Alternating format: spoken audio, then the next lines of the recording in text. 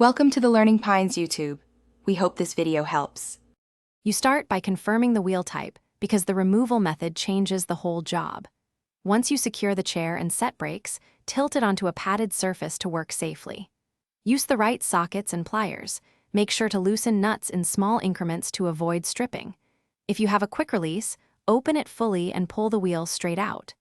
Doing this now prevents damage and gives you full access to the axle and bearings for inspection. Once the wheel is off, inspect the hub and bearings to find the root cause. Play means worn bearings, grinding means contamination.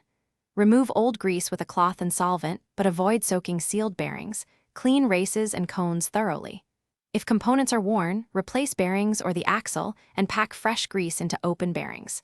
Make sure parts seat evenly. Tighten cones to eliminate side play while keeping the hub able to spin freely. This ensures a smooth, long-lasting repair. You finish by reinstalling the wheel, aligning the axle squarely and seating it into the dropouts. Close the quick release or torque the nut to the manufacturer's spec. Once done, spin the wheel and listen for rubbing or grinding, then check for lateral play and ensure the brakes engage smoothly. If you still see wobble, make sure axle spacing and bearing preload are correct and try tightening in small steps. If problems persist, replace the axle or bearings. A single faulty part is often the only way a wobble continues. Thanks for watching. Consider subscribing if we helped you.